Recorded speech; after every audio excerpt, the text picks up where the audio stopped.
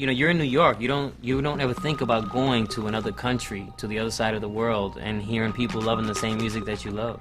Yeah, we were filled on drugs. Yeah, it was off our tits, going fucking ballistic. But that's what it was about.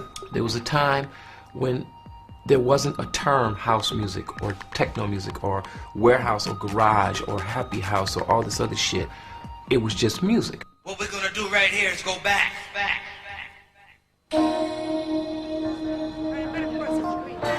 In the late 80s, house in America was still an underground music. In the country of its birth, radio stations were firmly segregated and played either rock, country and western, or R&B and hip-hop. If you liked up-tempo dance music, house music, you had to go to a club to hear it. House is a big part of club culture today, you know, and for the last, 15 years.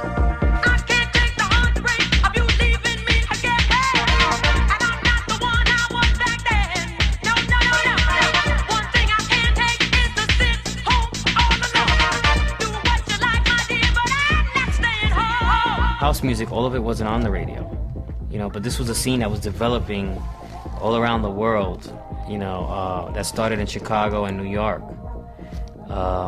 It's just a feeling in the clubs that you get from these drive-in tracks, these great tracks, great songs, great feelings, some of them had great lyrics. They weren't all instrumentals. I remember every person in the club vocally responding to records. Imagine that. Imagine being in a club, even if it's like 500 people. When everybody's vocally responding to almost every song the DJ plays, that's energy, man.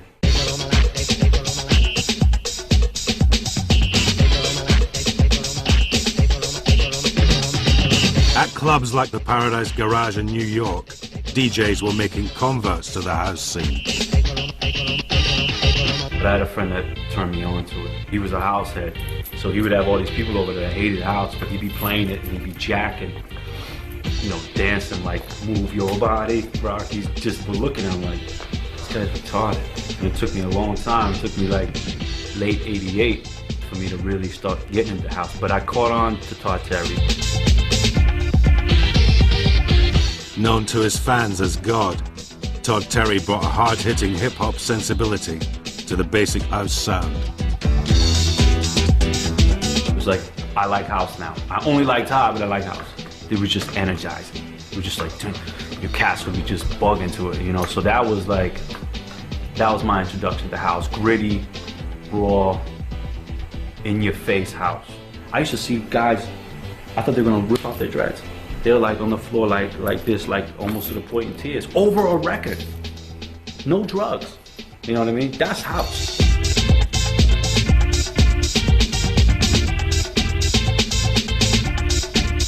Todd Terry's quick-fire samples and rugged bass lines forged a blueprint for house that's still being followed today. Most people's style, even like if you want to look at who's hot, like Daft Punk or like anybody that disco loops, Todd did that first too. So disco looping, Todd did that first. Let me put a rock sample on a house beat. Oh, Todd did that already too. You know, it's not much left Todd hasn't done. While Todd was undoubtedly a pioneer, it was only on the other side of the Atlantic that house had a mainstream audience. Over in the UK, by the end of 1989, house was top of the pops.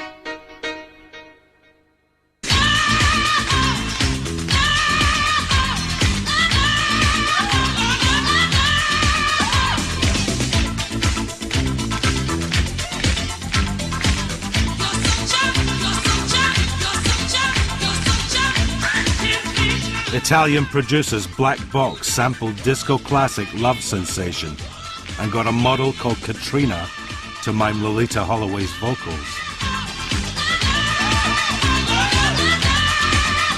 When we finished the record, Miko said, what do you think we shall call the record? Well, she says, right on time, all the time, so that must be, you know, it's the chorus, so we must call it something like that. Yeah, but how do you spell it? And then I said, well, it seems clear to me she says ride on time, R-I-D-E. So in fact, I realized a few years later, obviously speaking a bit about English, that she wasn't saying right on time, she was saying right on time. It hogged the #1 spot for 6 weeks.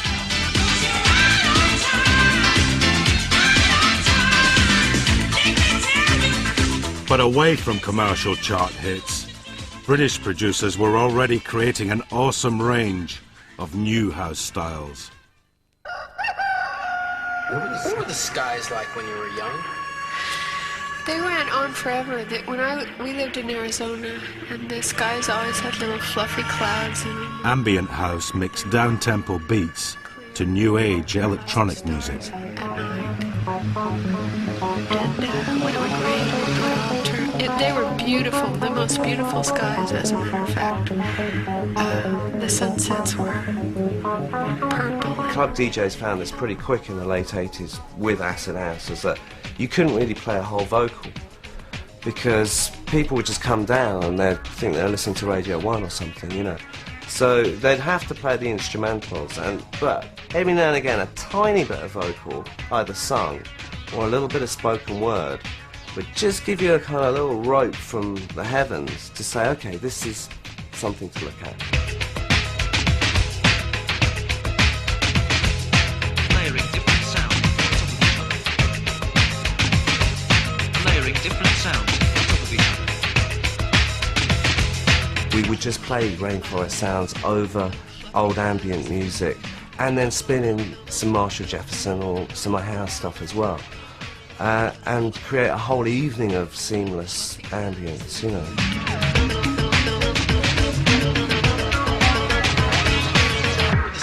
The Orb's Little Fluffy Clouds introduced chilling out to the rave generation.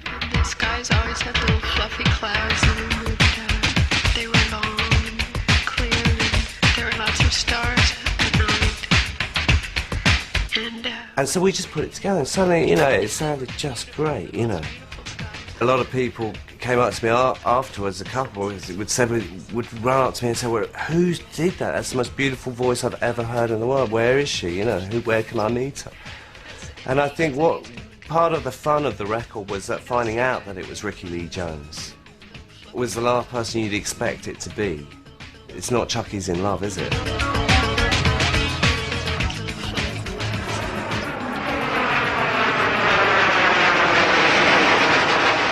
But the most unlikely take on house was to be the result of its collision with rock and roll.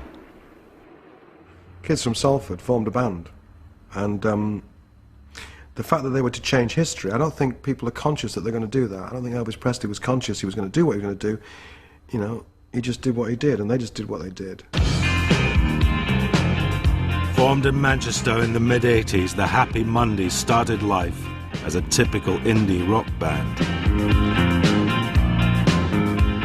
At the time, in Little Houghton, which is part, you know, like an overspill of Salford, they built the most huge, gigantic superstar, right, called Scan. It sold everything from the sports goods, you know, to guitars, to amplifiers, to records, to food, right? But basically, they had it set up like a fucking greengrocer's. A mirror there, and fucking 20 old ditties on the till. We used to go shopping with our mum and dad, right, and we purposely put our fishtail parkas on. Darts down there, they'd sold air guns down in your lining. They had these country and western amps in, right, which was fucked. And you could literally get away with carrying these things out. But it was during the recording of their second album, Bummed, that the Mondays started to absorb the twin influences of house music and ecstasy. 20 or 30 of our friends had come down to this little club. So we gave the DJ some new records to play, right? Put a pill down his neck, and we're all dancing like this and having a great time. And then there's all these squaddies, and all looking like that. What's your fucking mate looking at, and why are you dancing like that? You taking the piss? So me and another pal of ours, I won't mention his name, said to this guy, look, just put one of them in your mouth, and in an hour's time, right? Just trust us. In an hour's time, you'll enjoy yourself, and there'll be no fighting, and you'll be dancing like us. He ends up scrounging like about 30 pills for all his squaddy mates. So 2 hours later, we've got all these squaddies in this thing doing this, you know, and dancing and going, saying, this is the best thing, I don't want to go back in the army and all that lot. So there we are in Driffield, and I drove over there, but in between that and finding all these squaddies looking for the Mondays in the local pub, I finally find the studio in this courtyard and go in the recording room, and there's Martin Hannett recording a wonderful rock track, God knows which one. And then I go across the courtyard to what is normally where musicians play pool and hang out and drink coffee and get bored. And all I could hear was coming out of this space, and there was no lights on. I remember opening the door, and it was pitch dark, and stumbling over bodies and lots of black vinyl. And across the way, they were recording this rock album, but in this room, they were all lying on the floor, out of their heads, just playing this weird, obscure, American imported house music. To put a house beat into their indie rock, the Mondays brought a DJ into the studio. Rope for Luck was just... The way I approach that mix is what works on the dance floor. None of us really knew how it was going to turn out. I knew what I wanted. I knew that the rhythms in rock records never worked. So it had to be more rhythmic, especially the bottom end. So it was all about changing the B line and the drums. So basically we took a loop from NWA, looped it up, got Ryder's vocals up and worked on a groove, and it went from there.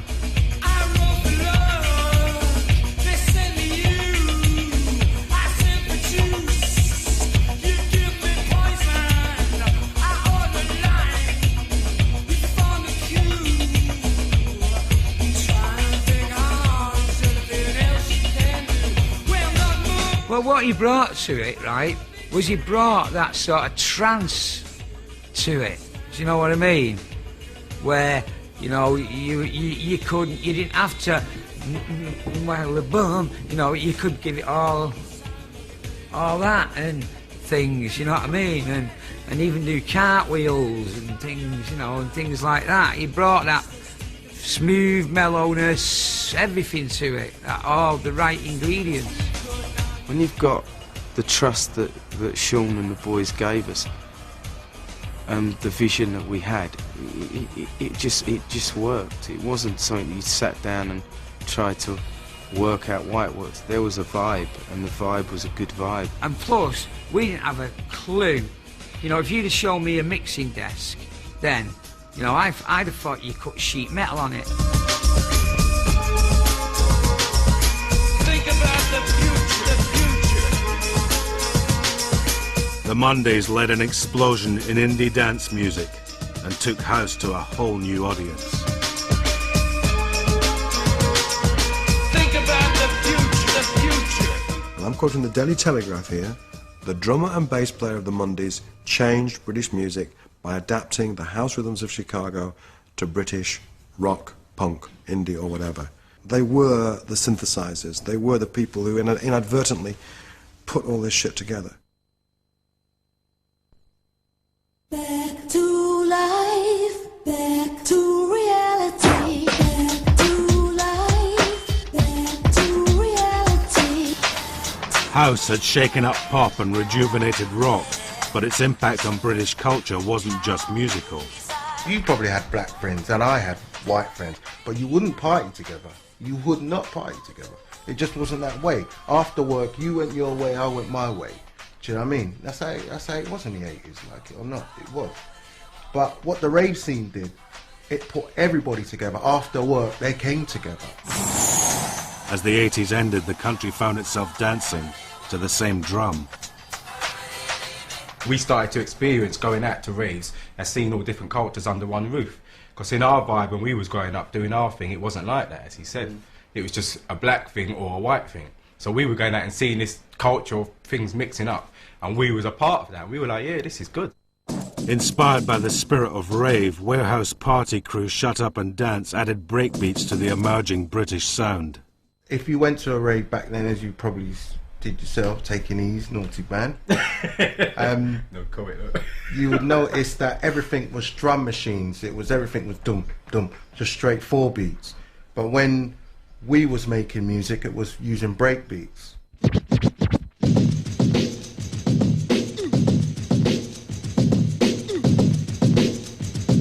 Drum breaks had been the rhythmic base of hip-hop for years.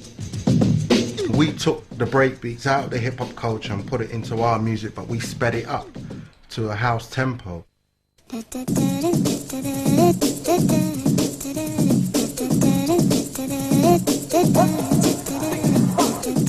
By strapping an up-tempo break onto a basic house rhythm, Shut Up and Dance took the music another step away from the clubs of Chicago and New York.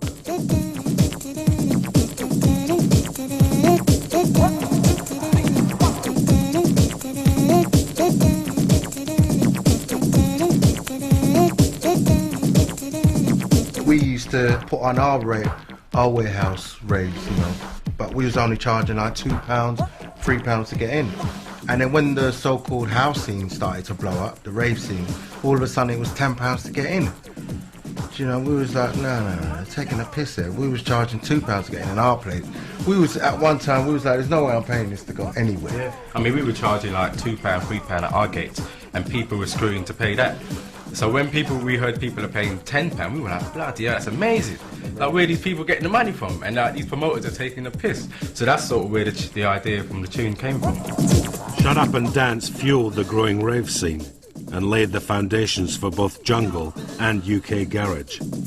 After we came up, a lot of people were trying to copy us, trying to copy our sound. But we were getting mentioned in the same breath of that hardcore sound. But we always never saw ourselves as that, and we always distanced ourselves from that. But again, it's like one of them ones where we thought it was a rap band, but we weren't, so what do I know?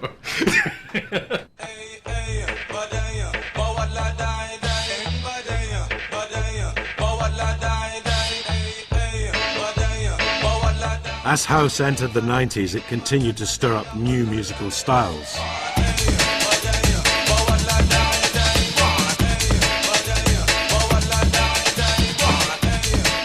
The hardcore scene started off as jungle first, and then it was kind of jungle techno, and then went from jungle techno to hardcore, and then from hardcore to happy hardcore, and then from happy hardcore to kind of like the SL2 sound, which was like jungle, happy hardcore, and everything thrown in the pot together, which became commercial. The English have to have a name for every goddamn thing, you know?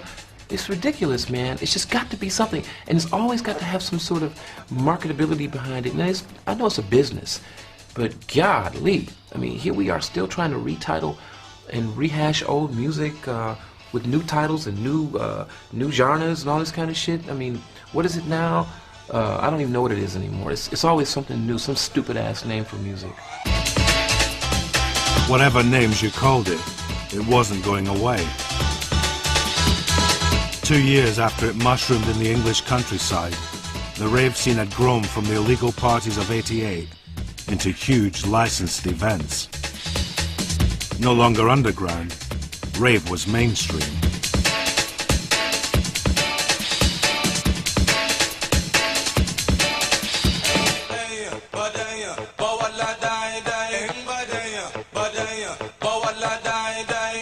I think there was a time when you probably couldn't buy a packet of Rizzlers outside of the M25. But by 1992, 93, you could probably go to the Orkneys and buy E. You should be interviewing the drugs. Got a lot to answer for. They got a lot to answer for, I'm telling you. You have to think, kind of the people that made the original house records, the Detroit and Chicago DJs, most of them didn't take drugs. In fact, they were kind of appalled. You know, this was a technological experiment for them. You know, the use of the 303 and stuff. In England, this was the music being driven by drug taking.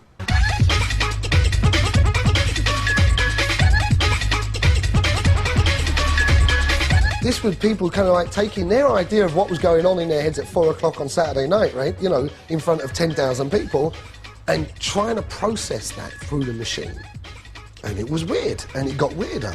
And, you know, tempo started getting faster because they were excited. They were kind of somehow mapping this accelerated heartbeat onto, you know, this soundtrack of their lives. At that time, everybody was like partying, everybody was into acid house culture, rave culture. You know, we wanted to send it up a little bit, not promote it. And that was where people actually got it wrong. They thought we was doing an ecstasy promotion song where we wasn't. We was actually taking the piss out of it. There's a guy in the place who's got a bit of sweet face and he goes by the name of Ebenezer Good. His friends call him Easer and he is the main geezer and he vibe up the place like no other man could. He should find, he's sublime, he makes you feel fine. They're very much maligned and misunderstood. But if you know Easer, he's a real crowd pleaser. He's ever so good, he's Ebenezer Good. They tried to ban it. There was this whole inquiry about it. We had to do interviews about it and totally deny that it was about ecstasy and say that it was about this composite Dickensian character. And the reason we've done this song about this Dickensian character is to put some life back into the pop charts, some substance, some theatre.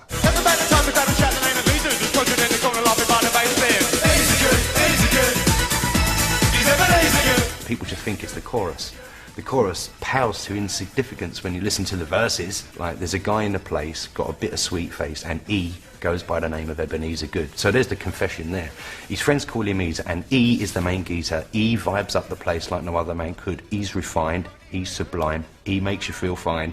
They're very much maligned and misunderstood. But if you know Easer, E's a real crowd pleaser. E's ever so good. E's Ebenezer Good. And it's every line. Every line. Anyone got any underlay?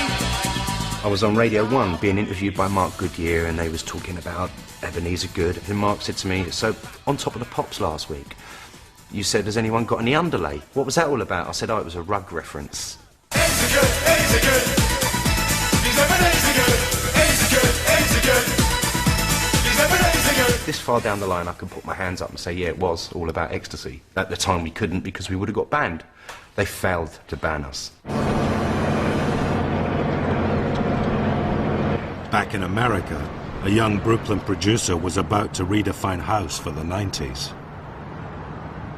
I listened to house music in '85 and '86, and at that time, house music could be anything. You know, it was like acid was house music. If it had an 808 beat and a more of electronic feel, it was house music. If it had a soulful vocal and a piano chords in it, that was house music, you know? And I liked that. I liked where I could jump around a little bit and go work with my moods, you know? I had many moods. I was happy one day, some days I was depressed. You know, by the time I was like 19 and well into making records, all that really didn't interest me. I still was like 19 and being rebellious. I didn't want to do music that was popular. I wanted to do music that was cool, underground, and, you know, represented me and, you know, the youth or whatever, you know? But I still thought I was making house music.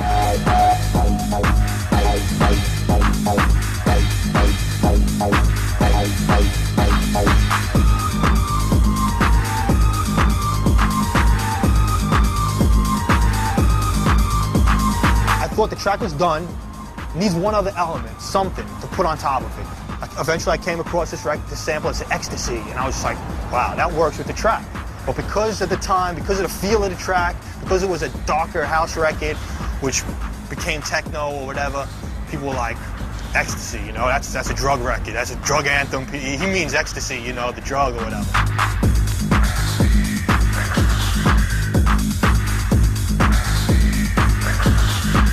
I don't think anybody expected for Joey to come out the way he did.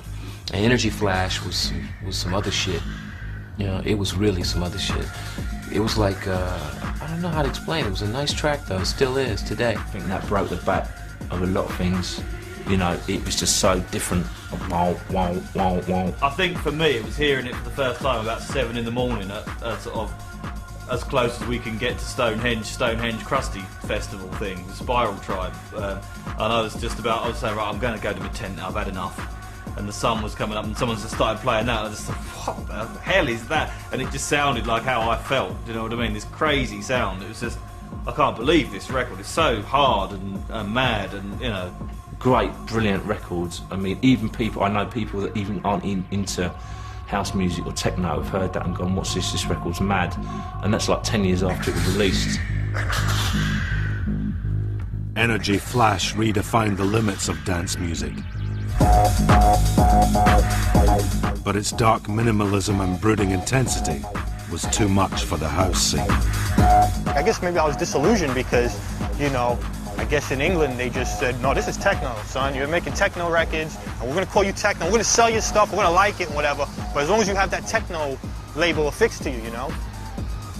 But, you know, I thought I was making house music. You know, I just thought I was making house music, but with a different edge. Too hardcore for New York, Beltram found his spiritual home in Europe.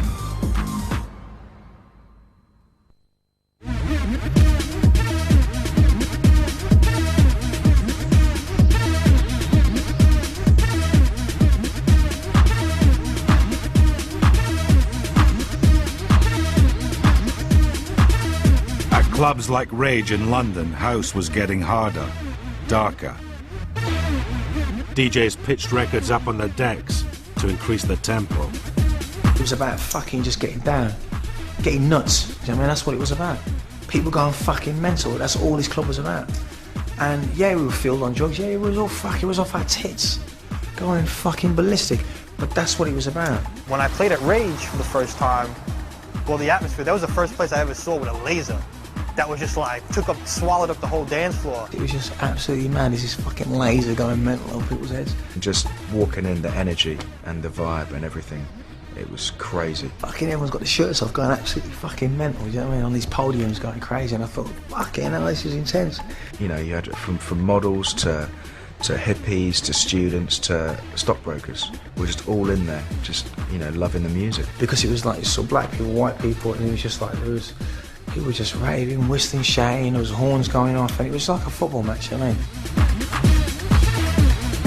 I mean? Hardcore. It wasn't just a sound, but a whole attitude. Because I was like there, always trying to think, I'm gonna design a fucking tune. I've got to do the tune that's just gonna fuck people up. You know, I'll be fucking dropping E's in like fucking 5 a night, I'll be fucking off my tits. So, right guys, I'm buzzing, let's make music. So, I heard this tune last night, I heard this. And you start fucking around and things start coming out. The thing you can't forget, the instinctive thing, all I wanted the people to do was dance.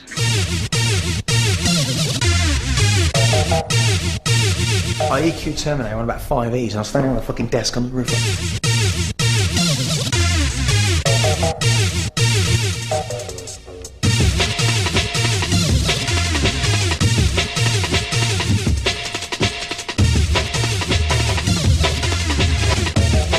I remember the first time I played a tune, I was like, fucking hell. My fucking hair went like that, whap, straight up. And I remember, I just closed my eyes and I was fucking buzzing off my nut. I just came up with about 2 eddies. I just felt this whole I felt like I am the fucking king of this club, right? And I just felt this warm beam across me. You're talking about things that I haven't done yet.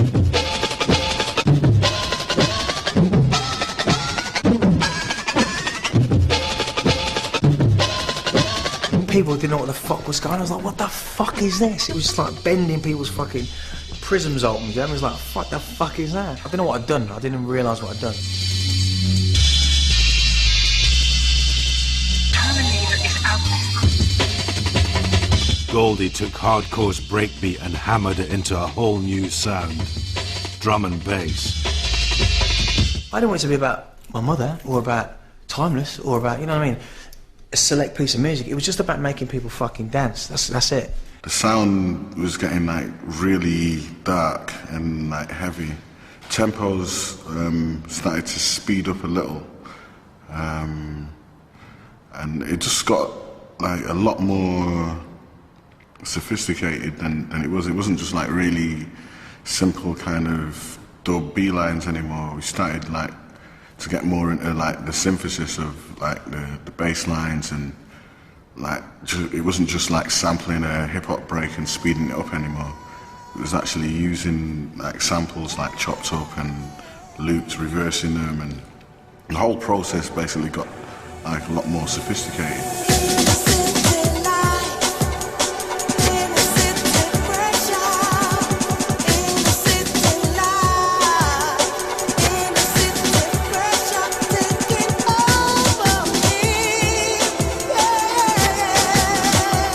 seen Derek, man. I met him previously before that. And he said, that's the guy that did Strings of Life. Oh, fuck. And always in the back of my mind was I'm gonna fucking freak that guy out. Because I always wanted to freak out the guys that were making the fucking music. And I remember saying, I said to him, look, Derek, I want to play you something in the car. But I don't need to fucking get out of the car. He said, what do you mean? It's like, what do you fucking mean? That's why it's like 22 minutes long, you know what I mean? So he's like, what? I'm like, it's 22 minutes long. He's like, all right, so, but you can't speak though. I just want to play this again. So I sat him in the car and I just fucking pressed play and I thought, fucking see you later.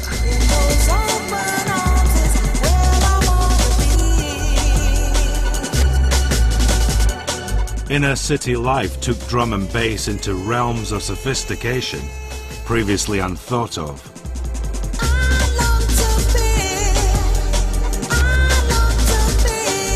He came into my office. He sat down in front of me and said, what do you want? I said, oh yeah, you're good. He said, because of course I'm fucking good. What do you want? He was really aggressive. And then he sort of threw this cassette at me. And I didn't know what I was going to get, and I had to sit there for 20 minutes, 22 minutes to be precise, and listen to Inner City Life. And I said, right, where do I sign? Goldie's debut album, Timeless, catapulted drum and bass out of the clubs and into the charts. When I met Goldie, I was probably as excited about him as a sort of star as I was about his music. I mean, I was knocked out by his music. But I really did think, you know, that my time had come, that, you know, after, say, not signing Soul to Soul or Nana Cherry or whatever, this was the next one to come along that could be a truly international megastar. No matter what happens, I will never make another piece like Timeless. I will never make, you know, Timeless will always be the best drum and bass album ever. You will never ever beat that album.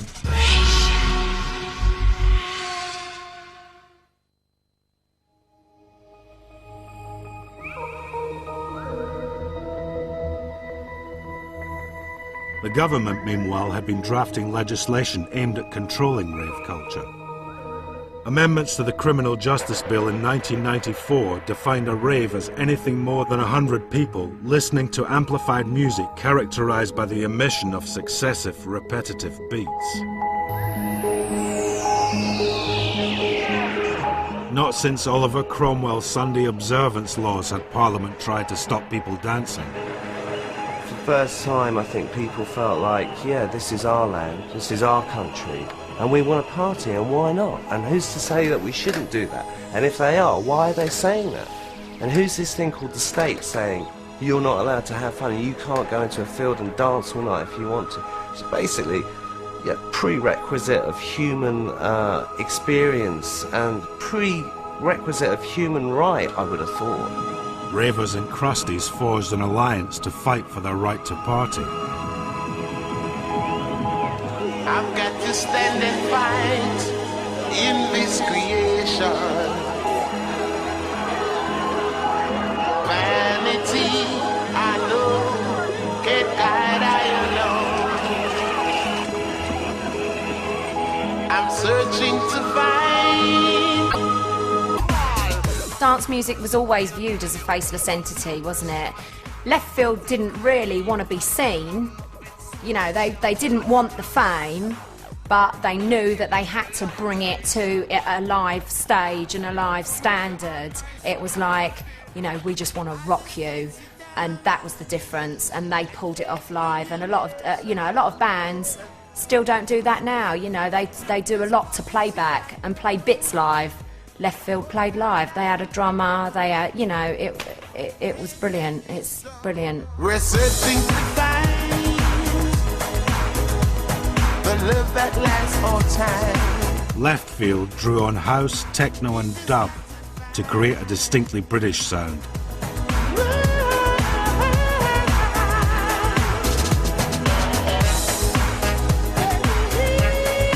Neil was a massive reggae fan, more than me. He's had a lot of history with reggae. It wasn't a dance record, it was just more a bit of an experiment, really, with a few beats and like, it is an unusual tempo again, it's like 110 BPM. It wasn't really prime time kind of dance music, you know. But But we knew it was our own sound, so we just went ahead and we released it on our own label, Hard Hands.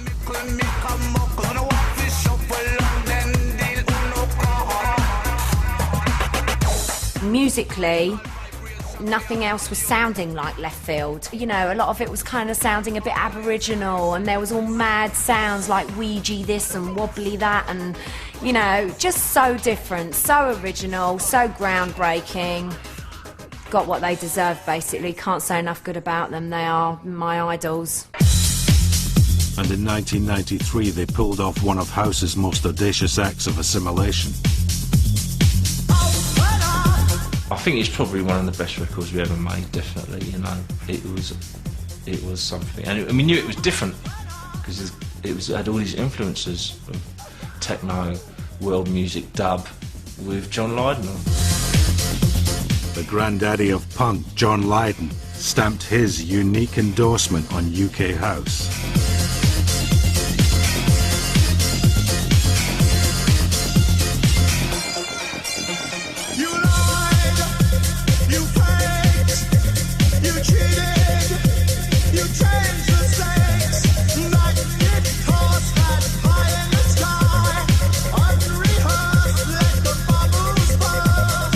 Wanted to do something different, and we'd always talked about doing a track with John, and we had a kind of a demo of a track which we sent over to John, and he just sort of rang us back and said, "Where's the fucking chorus?" sort of thing.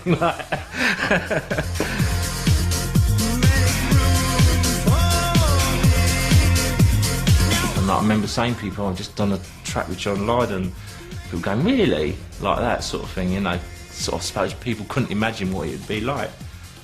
And then a few people came down the studio, I played it to them, and they were just blown away, you know. And I knew then that we had something good, and we got a great performance out of John.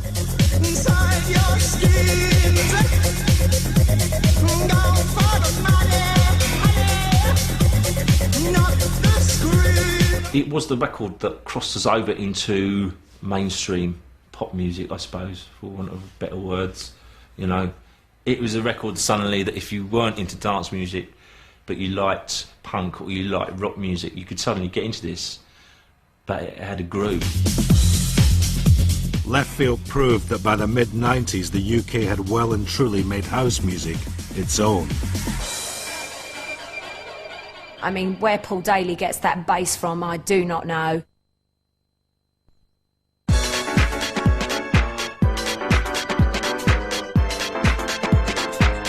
In its spiritual homeland, the music was coming out of the darkness.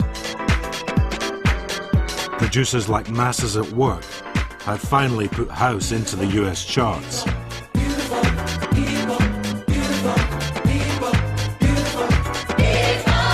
We were getting really pop-oriented records. We said, let's take the B-sides and just put our style of music on it. Strictly going for it, you know, going for rock in the clubs. You know, we took a couple of vocal samples from, you know, the song from the artist or whatever, and put it on the B-side and called them Masters at Work dubs. So we just wanted people to feel our vibes, and that's how it started. Next thing you know, like Frankie Knuckles was playing a Debbie Gibson record, and he would never play a Debbie Gibson record, but that B-side was so strong, that dub, and he loved it. He loved the whole vibe.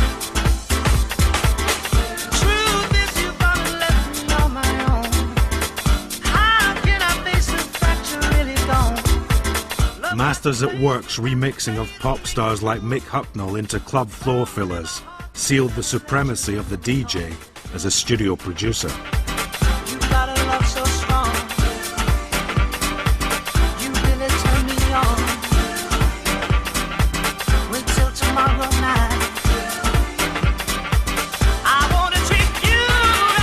They didn't even want the house mix. That's what I'm saying. It was just a remix. And we just ended up doing that dub, and they put it on the B-side, and that's what started the whole thing. But they didn't know what the hell house music was. For DJs, it had always been a short step from mixing records in a club to remixing them in a studio. Now the major record companies were calling on them to bring a big club feel to pale chart pop. When I did Tori Amos, it was like a lot. I think it was bugged people out the most because it was not like anything I've done. Honey, bring it close to my lips, yeah. Honey, bring it close to my. Honey, bring it close to my lips, yeah. Honey, bring it close to my lips. I didn't know who she was. Never heard of her. And the guy's just like, I'm like, how much is it? Okay. Do I have time? Okay. It was just kind of like that regular ordeal. It wasn't like anything special, except for he said one thing to me. He's like, I really want you to do something different.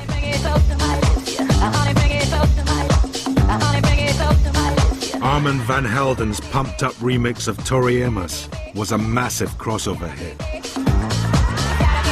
Big in both the clubs and charts in the US and UK, it cemented house music's domination of pop. It's like, that's a rock guy. It's a guy, rock dude, playing the bass. People thought I sampled from a disco record. That bass is being played for 3.5 minutes. That pluck that I loop for one bar goes by, and it's just like, you just listen to the bass. That's the one. And I'm in. You know what I mean? It's just like, that's like, you know, I mean, if there's any art to it, I guess it's just that art of knowing. I'm just about like, sample a loop a beat, loop a groove, I'm done. I'm done. It's just like, no rocket science in it at all. It's just all about that groove. What that groove does makes everything else secondary. I don't care. You can label it, title it, call it this, call it that. I start something, I don't start something. People hate me, people love me. I'm just in the studio, I make beats. That's what I do. The simple art of making beats has elevated the DJ from someone who plays records into someone who makes them.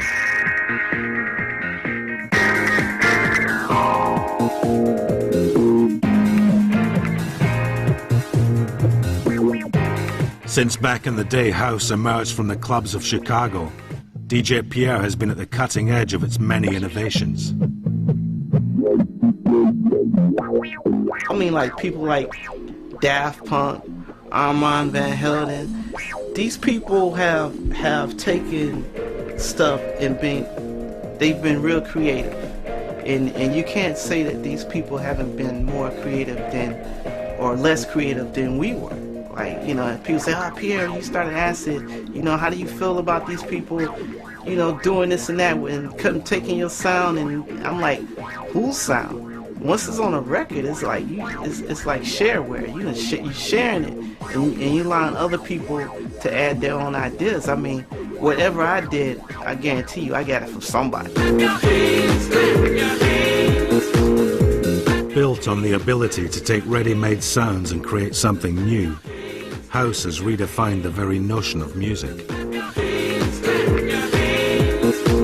You got to keep learning in this business to stay on top. You can never say, oh, I'm not going to listen to songs, so that's some new kid. What does he know? I'm like, these new kids coming with fresh ears. They're like, oh, what if we do this? You know, just like when I first started, I'm like, oh, you know, turning these knobs, doing stuff.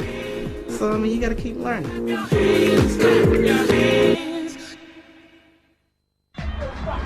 2001, and this restless quest for the perfect beat goes on in UK Garage.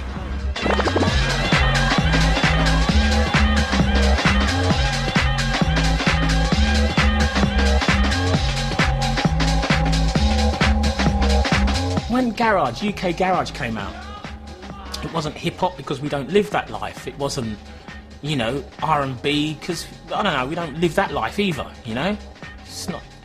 It wasn't that. It was inner city music. It was the music that kids were making in their bedrooms, listening to radio and sampling tunes and just sticking their own thing on it. You know, you can tell it's England, it's UK, it's like, it's got that energy.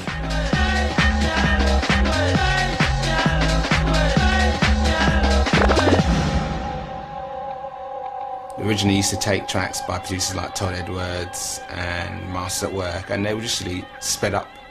So you'd think, I like the track. When I get to the club, you see everyone hyped and you think, oh, I'll just touch it up on the deck a little bit. And it worked. A Todd Edwards track, when it's sped up by that much, all of a sudden it has a whole different groove and a different feel.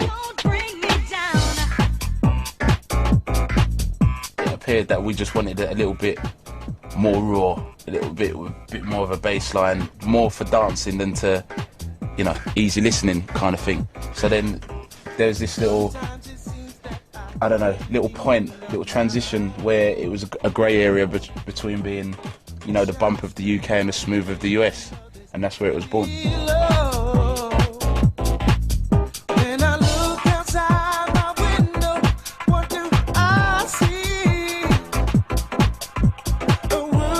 While its roots may lie in America, the heart of UK garage is the British underground club scene.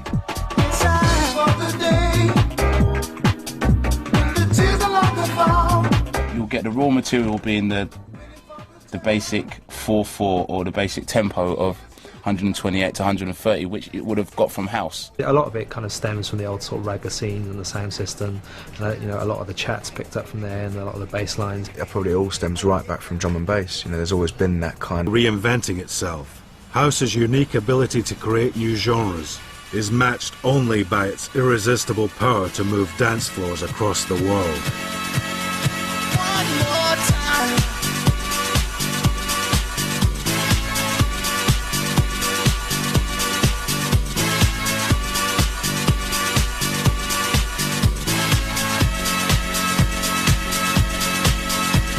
I think the house is a feeling, and I think that if you don't feel it, it can't be house. It's always about bringing emotions out in people, making them feel great. I mean, that's what house is supposed to be, a good time.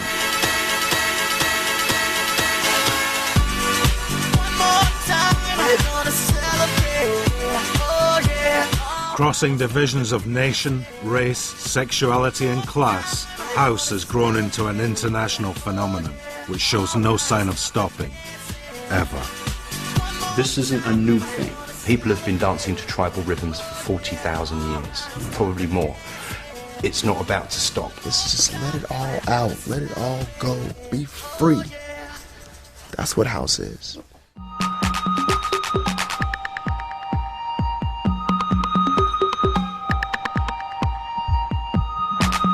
The book, Pump Up the Volume, price $9.99, and the official double CD, History of House, featuring tracks from the show, are out now.